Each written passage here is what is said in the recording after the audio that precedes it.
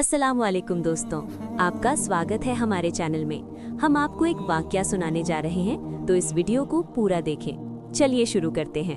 बिस्मिल्लाहिर्रहमानिर्रहीम। जब अल्लाह ताला ने इस दुनिया को बनाने का इरादा किया तो उसने फरिश्तों से फरमाया, मैं जमीन में एक खलीफा बनाने वाला हूँ। सूरह अल-बकरह 2:30।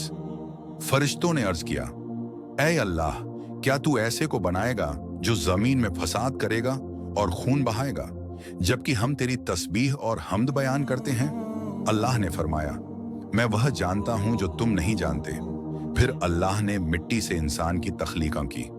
अलग अलग जगहों की मिट्टी से हजरत आदम अलैहिस्सलाम को बनाया गया। जब उनका जिस्म मुकम्मल हुआ तो अल्लाह ने उनमें अपनी रूह फूंकी और यूं इंसान की शुरुआत हुई। फिर अल्लाह ने आदम अलैहिस्सलाम को तमाम चीजों के नाम सिखाए। सूरह अल-बकरह 2:30। जब फरिश्तों से पूछा गया तो वो नाम न बता सके, मगर आदम अलैहिस्सलाम ने सब बता दिए। तब अल्लाह ने फरमाया, क्या मैंने तुमसे नहीं कहा था कि मैं आसमानों और जमीन के राज जानता हूं? इसके बाद अल्लाह ने हुक्म दिया, सब आदम को सजदा करो। सूरह अल-बकरह 2:34।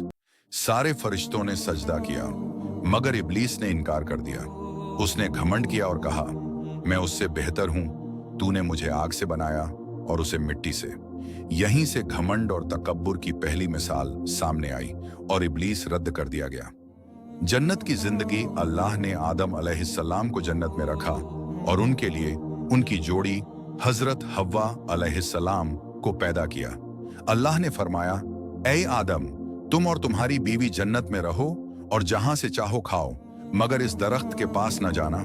सूरह अल-बकरह 2:30। लेकिन शैतान ने उन्हें बहकाया।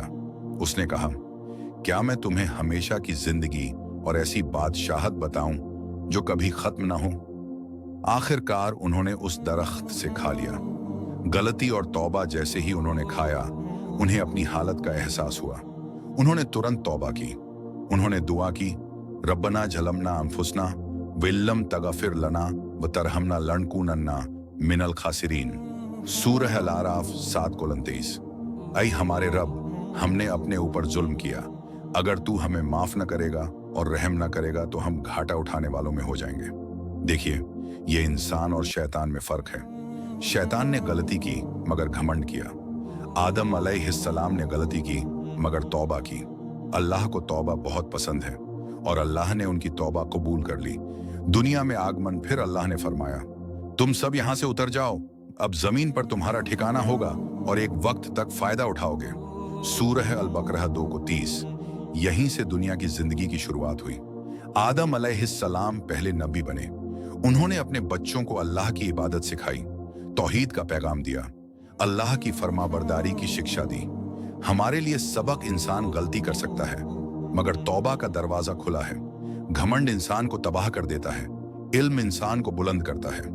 अल्लाह रहमान और रहीम है, वह माफ करने वाला है। आज अगर हम गुनाह में गिर जाते हैं तो मायूस न हों। आदम अलैहिस्सलाम ने भी तौबा की और अल्लाह ने माफ कर दिया। अल्लाह कुरान में फरमाता है, निश्चय ही अल्लाह तौबा करने वालों से मोहब्बत करता है। सूरह अल-बकरह 222।